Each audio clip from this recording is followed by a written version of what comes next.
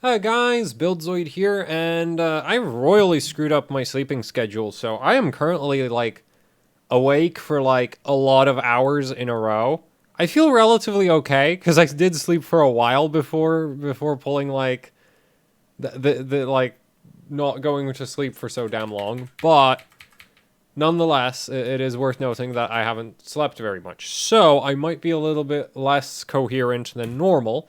Not that I'm all that coherent at the best of times. So, anyway, what we're going to be taking a look at today is the offset voltage setting that MSI recently added to their BIOS. So if we go into the advanced mode, right now we're at bone stock settings. So essentially, we're going to run a baseline test of like Cinebench R15 at stock bone stock settings, except that we're gonna change the memory settings a bit. I do have 32 gigs of Corsair Dominator memory installed right now, just because I'm going to be testing. Well, I've already been testing this memory quite a bit, and in between testing the RAM, I was like, hey, we could do a video about this new feature that MSI has added. So before we do anything else, I do want to configure the memory to some decent settings. And on its auto settings just goes stupid loose. So we're just going to go for some what I consider relatively baseline safe settings, and then TRFC to 340. And I mean, that could probably run 12. And we're going to leave our core voltage and north bridge voltage on auto. We're going to set DRAM voltage to 1.4, SoC voltage to... Actually, no, we will change SoC voltage because that affects our memory overclocking.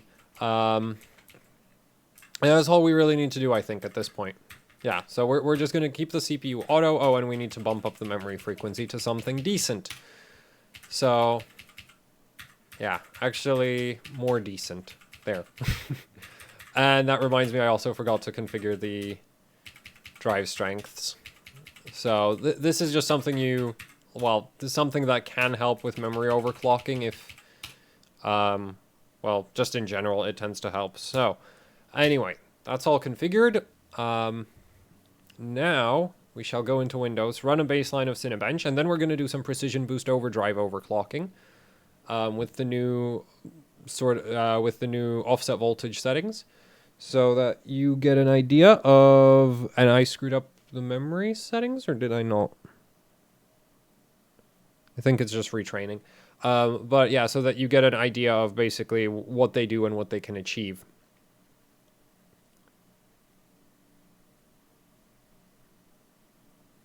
I don't think I screwed up the memory settings. I guess the board just had to train. At least I hope that's what it was. Maybe I shouldn't have messed with the sub-timings.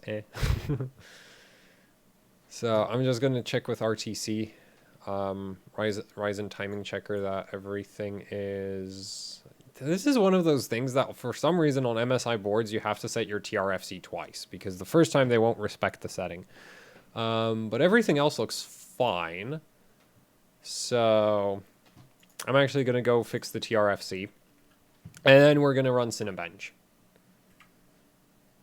So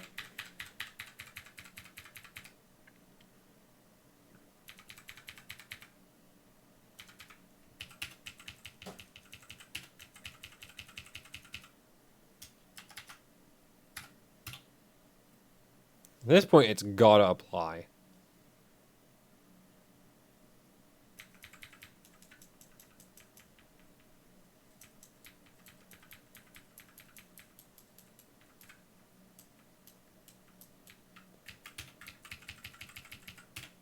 Yeah, now it did, so that's cool. So now we just hit escape a bunch. And the neat thing is the board will throw us into Windows from the BIOS. So now we can run our Cinebench baseline. And then we're going to throw some PBO at it with no offset. And then we're going to throw a bunch of offset and other stuff at it as well. Because in my testing, what I found is you can... Well, let's just put it this way. You can think of load line calibration settings as a voltage offset based on output current. So that should give you some idea of what I'm planning to do later. And I don't know what that error is. I don't really care either what that error is, because it doesn't stop the benchmark from running or running like correctly. So yeah, anyway, so we have hardware info opened up here. And we're just going to have our vCore sensors and all of that visible. And of course, our CPU ratios up here. And well, let's run this. So as you can clearly see at stock, the CPU tends to run about 4 gigahertz, right? And it tends to sit at about 1.256 volts, 4 gigahertz. And it stays rather cool at just 53 degrees Celsius because I do have a 240 millimeter AIO on it. Though honestly, I think if you really want to max out a Ryzen 2700X, and damn, that score is high. Yeah, but if you really want to max out a 2700X, I think you'd, like, I would go as far as, like, lap the IHS, liquid metal freaking everywhere, as in between the IHS and the water block. In which case I'd get like a nickel plated water block and then like a 360 millimeter water loop just for the CPU, which actually the 360 rad is a kind of overkill, but you know, there's no real problem with having too much cooling. There is a problem with having not enough, especially when your CPU clock speed is actually tied to your CPU temperature. Which is why, like, you can see at the start of Cinebench, the clock speed is a bit higher, and then it comes down. So yeah. Anyway, so we get an 1835. So that's nice. That's actually really quite high. And no, I wouldn't want to save that. And we're just gonna restart.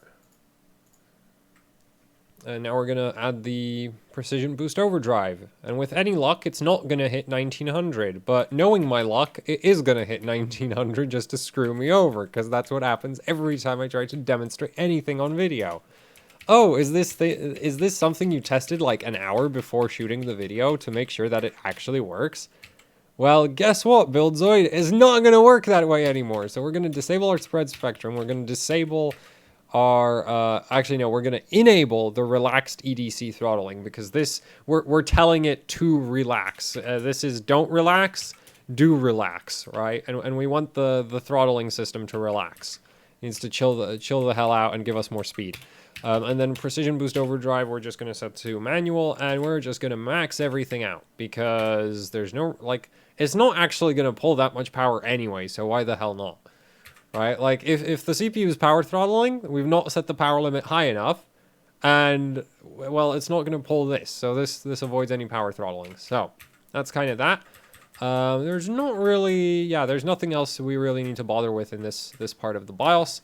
So, at that point, we're done, and we're done. That's all we need to do. So there, we've now Precision Boost overridden the CPU. I can't remember if it's overdrive or override. Because there's like an AMD overclocking utility which was AMD overdrive. I'm pretty sure it was called overdrive, unless like unless I've been reading it wrong like my entire life. So anyway, I'm gonna fire up some more Cinebench and hardware info.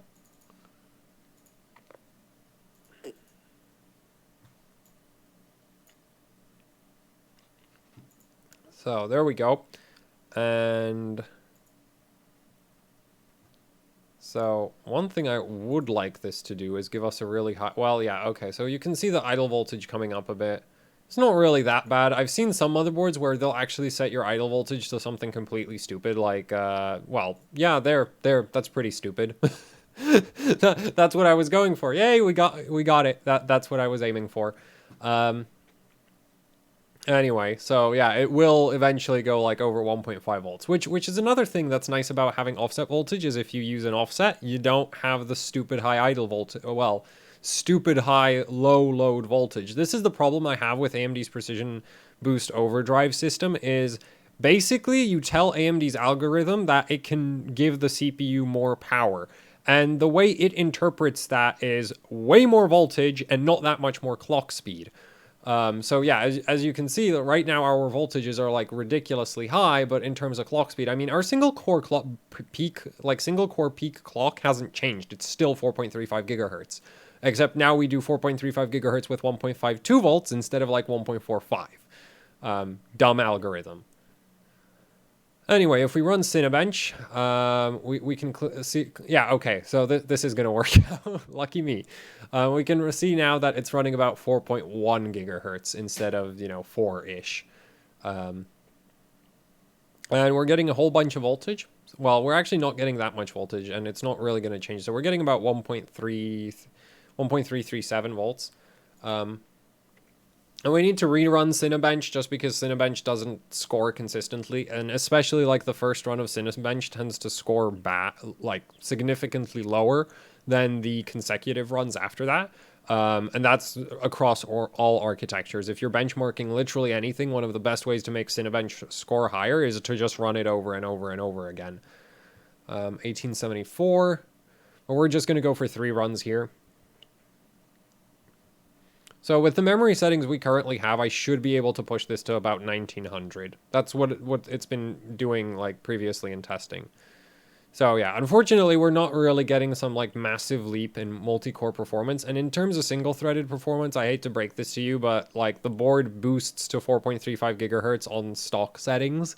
If you max out the precision boost override, it still maxes out at 4.35 gigahertz. So you don't actually, without BCLK overclocking, you're not going to pick up any extra single-threaded clock speed because the stupid precision boost overdrive algorithm doesn't actually raise the ratio.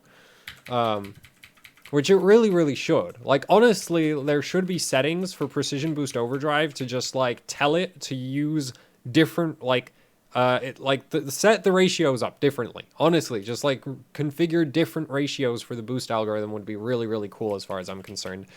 But anyway, so at this point, we're going to start throwing some offsets on this. And the first thing we're going to do is we're going to drop our load line calibration way down. Okay, well, actually, no, we're going to start with auto load line well, let's say 2. And we will drop it down eventually. And that was something I was messing with, and actually dropping the load line calibration way down, combined with a correctly set up offset, works really well. So, yeah, anyway. And then switching frequency, we're just going to go for 700 kilohertz. Why? Because, well, actually, honestly, the board can run 1,000. It's not necessarily going to overheat, but it's just, 700 kilohertz is less stressful on the VRM overall. Quite significantly so. This will start going over 100 degrees Celsius. This really shouldn't. So, yeah, 700 kilohertz. You have a nice strong 5-phase VRM. Why wouldn't you run it at a stupid high switching frequency? We're not going to touch the over temperature settings. Those are fine.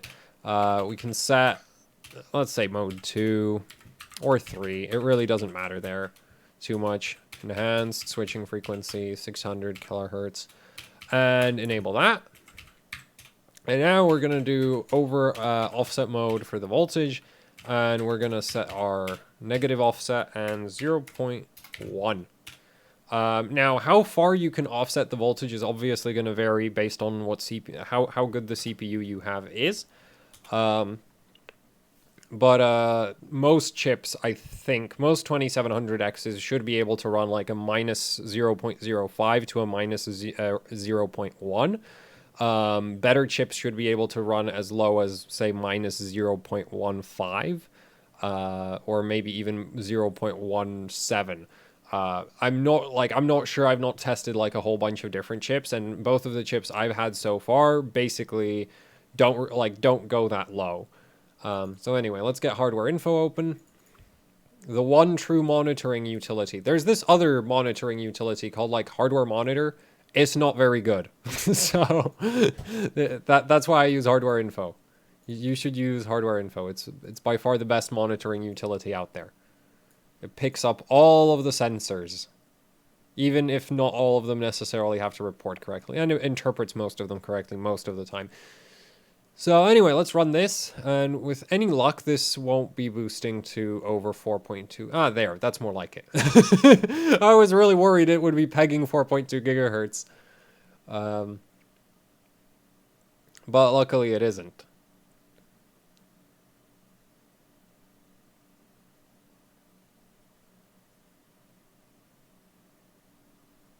So, yeah, first run always sucks. Just like that first run, you can just completely ignore whatever score comes out because sometimes it's really, really low. Sometimes it's, well, sometimes it's pretty close to what it should be, but most of the time it's just various levels of bad.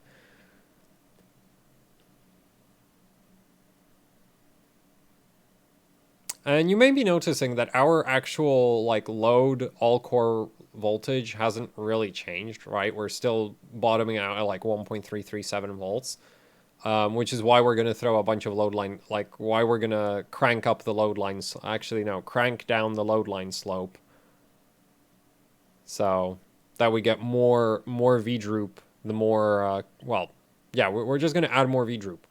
Because essentially the way the load line works is for a given amount of current output, lower output voltage by X. So yeah, now we're getting 1853, so that sucks. That's actually, I'm pretty sure that's worse than what we were getting before. Like we were getting like an 1864 or something.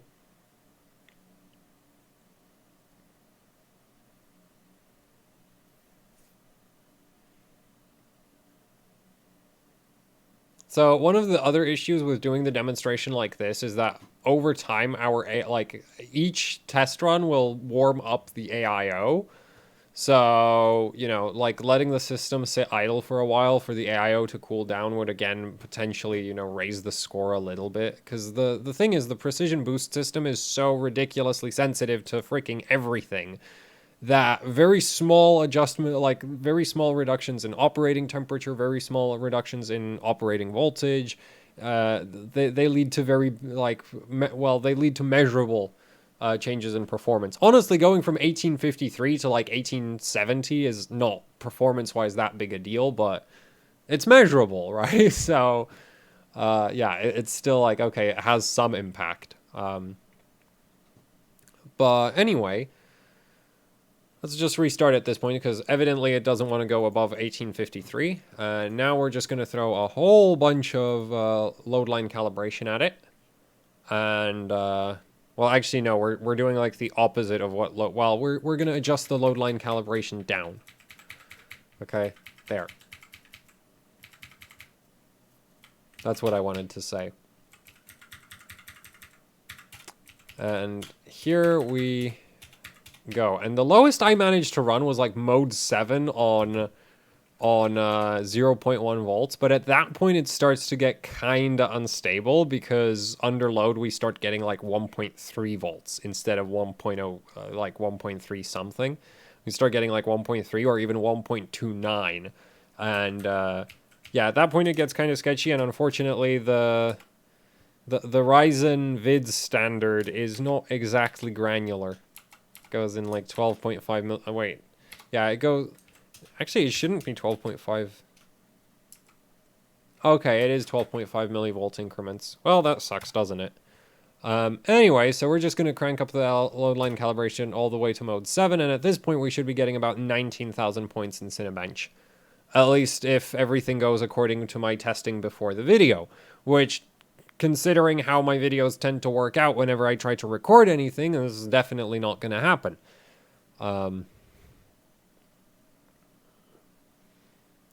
So yeah, the other thing I actually like about like setting up the load line calibration to be like super steep, like we've just done, is that basically it means that on low load workloads you actually get more voltage, right? Like you get less of a voltage offset. So I'm not actually does this have paint?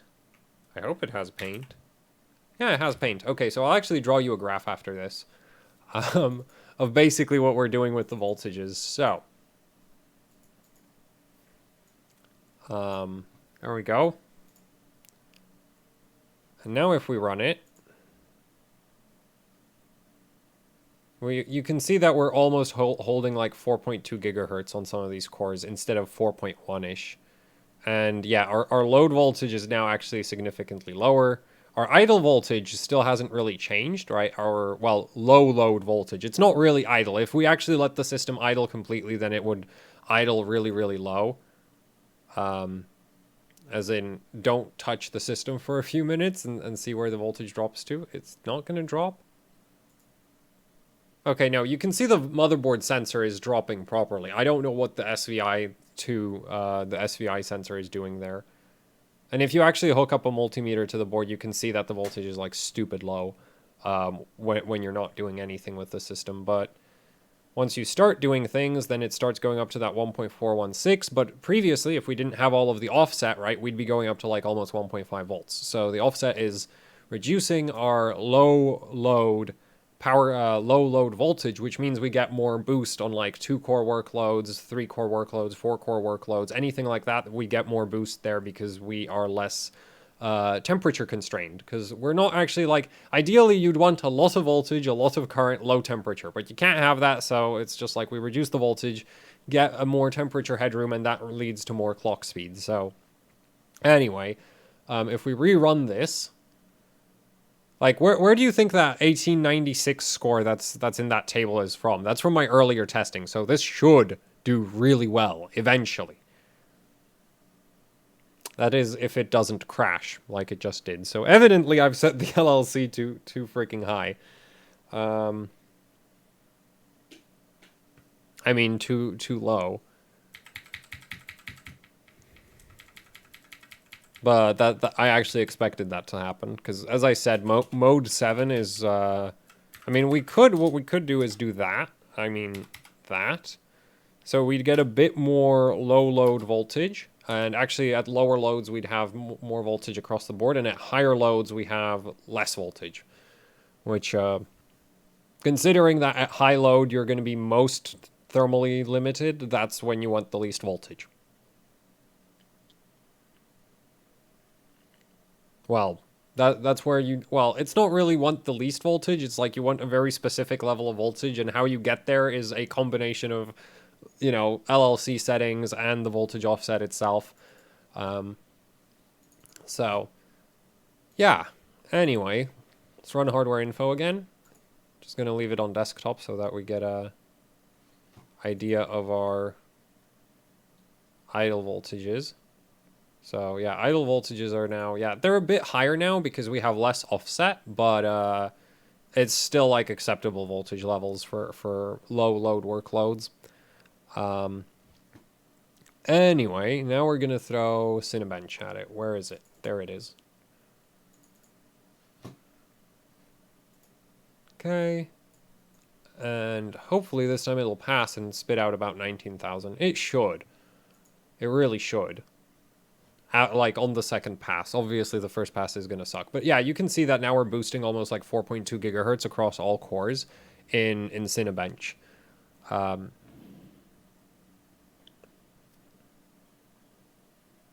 Theoretically, further cranking up the switching frequency could improve our Cinebench stability. Oh, there we go, 1906. I mean, what more could you ask for?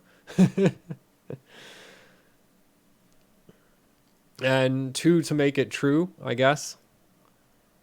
But yeah, like this should give you a rough idea. And basically, if you can reduce the operating temperature of the CPU, more score, bigger score. If you can reduce the, like ideally, like the issue is obviously lowering the voltage lowers your stability at higher frequencies.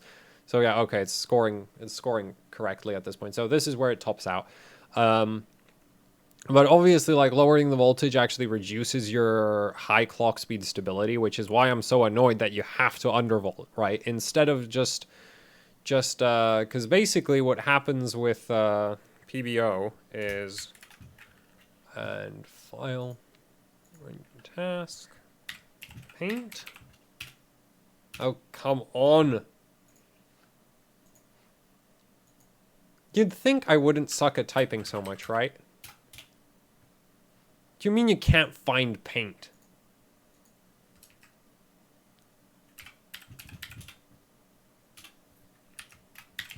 Is it not called paint?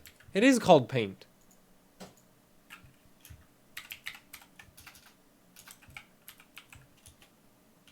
No, can't find it. You've got to be kidding me. Because the thing is, this Windows install has a weird... Yeah.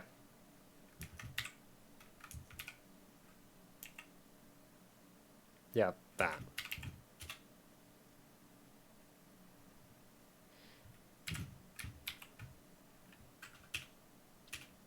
Well, I can't remember the name of that. Well, that really, really sucks, doesn't it? So, tell you what, I'll still do the graph. Give me a second. Freaking sucks when you try to do something and forget that the thing that's supposed to do that is broken because you broke it at some point. Actually, no, I do actually want to use paint. Just because it has a nice rectangle tool. Damn it, where is it?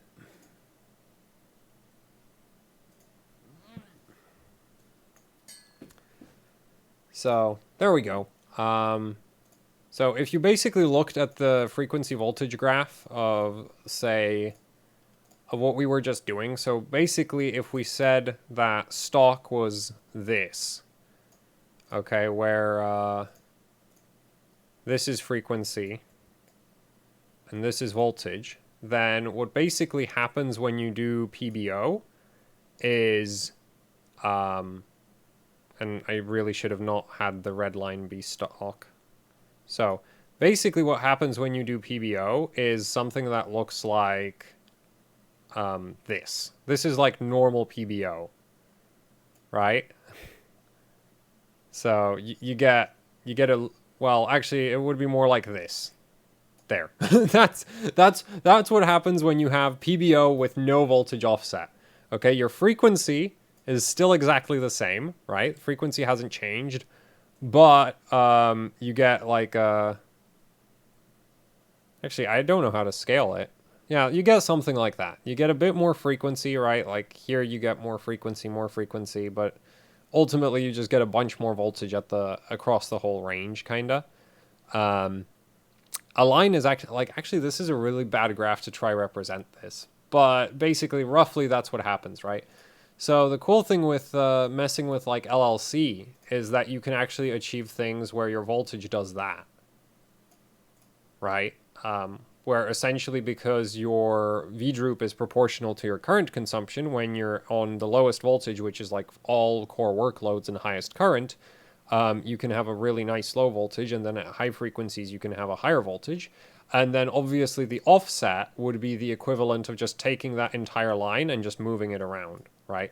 Like that would be a negative offset, so the whole line comes down, and a positive offset would basically take the whole line and move it up, right? While maintaining the same slope. So with load line, you can essentially adjust the slope of the voltage frequency curve. And with offset, you can move the voltage frequency curve kind of up and down, but you can't actually raise the maximum frequency, which really, really sucks. So yeah, but that's kind of a very rough visualization of what essentially I've been kind of doing here, right?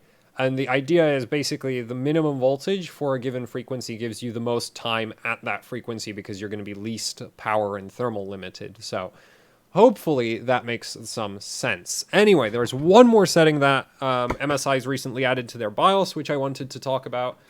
So we're just going to restart the system here that doesn't have paint because of course that's broken. And I'm just going to quickly talk about that setting, and that'll be the end of the video. Somehow I managed to make this 30 minutes. You know, it's funny, I had a take that was like 24 minutes before, but it was also a worse version of the video as far as I was concerned. It didn't have any useless, stupid, colorful graph in it. So, anyway, the other setting I wanted to talk about is this thing right here. So MSI does not, so we're using an MSI X470 Gaming Pro Carbon, as you can clearly see up there. This board does not have an external clock gen, so I'm actually not sure how this works. I assume it just uses the clock gen built somewhere, like either into the PCH or the CPU. Anyway, my experience with this setting so far has been, it causes the system to fail to post, it causes the system to not see SATA SSDs. Also, even if you have an external clock gen, it can actually screw up your M.2 SSDs if they're on the, like any M.2 SSDs that are on the PCIe. Those get screwed up by external clock gens as well. Basically, what I'm getting at is that if you're doing BCLK overclocking, this would actually, like, if we go back to my silly graph, this would basically take the frequency line and shift it towards more frequency if you raise the BCLK, right? It shifts you towards more frequency. The problem with that is that at best, you're going to be gaining something like 104 megahertz. Like, you're going to go from like 100 megahertz stock to like 104, maybe 104.5, which incidentally, this board doesn't even go in increments of 0.5. It goes in increments of 1. And there's quite a few boards like this. But anyway, so even if you go from 100 BCLK to 104.5 BCLK, the issue I have with that is that it puts, like, it means you need to stress test your, suddenly you need to stress test your SATA. Well, no, it's not stress test. You're potentially going to have issues with SATA. You're potentially going to have issues with PCIe. You're potentially going to have issues. Actually, M.2 SSDs will probably just stop working as soon as you go above 102. But and sometimes it'll actually corrupt them and permanently like destroy them. So not a great thing to mess with as if you have an M.2 SSD, as far as I'm concerned. But the other thing is, at the end of the day, after all of the different issues that it causes, and including the fact that now you need to, instead of just like validating stability at, say, like full core load and 4-core, like with the precision boost overdrive and the offset and the LLC, is still relatively easy to like, you know, stress test, because you're not really changing the you're not changing the frequency settings that much. Once you start piling on the BCLK, what tends to happen is you're going to have issues with, like, single core stability will be fine. 2-core stability will be terrible, and like 2-core workloads will crash, 4-core workloads, 6-core workloads, 8-core workloads will be fine, right? And so it basically adds a whole new dimension to your stability testing, because now instead of validating just like single core and, you know, multi-core or whatever, you need to validate like every possible load scenario so that the CPU doesn't randomly decide to boost, you know, 2 cores to a frequency that's really, really high at a voltage that's really, really low, because the way the BCLK overclocking works is that you're basically kind of like the CPU kind of doesn't really realize it's going on, or at least it doesn't act like it knows that it's going on. And so you end up with a whole bunch of instability. And at the end of the day, after all of those issues, you pick up, if you do manage to go to 104.5 megahertz on your BCLK, at the end of the day doing that, you're going to pick up 4.5% more performance. As far as I'm concerned, you could take all of that effort and put it into getting better memory settings, right? So, and better memory settings are arguably much easier to stress test. They won't cause incompatibility issues with literally all kinds of random things that are hooked up to PCIe and potentially SATA. And, you know, it's just easier. So this straight up as right now on MSI boards doesn't seem to work. I don't really care that it doesn't really work, because even on the boards where it does work and you have an external clock gen, I would not BCLK overclock for daily usage, because it just causes so many more issues for like single digit performance gains, right? That's the main issue. It's still, like, to be fair, right, everything I've done here with the offset voltage, like we went from what, like 1835 base to a little over 1900, right? Which isn't like, that's not a massive performance jump either, but this is a massive performance jump that doesn't have the potential to, you know, disconnect your SATA devices, disconnect your M.2 SSD, just screw up every single freaking thing that's hooked up to the CPU everywhere in the system. Just doesn't have the potential to do that. So this is much, like, it's still a bit fiddly and, you know, kind of a pain to set up. But, you know, if you're lazy, you can just, like, not set the LLC so low, or run a more conservative offset, right? Instead of trying to really minimize your voltage as much as possible, you can just take it kind of easier, and you don't have to worry about it so much.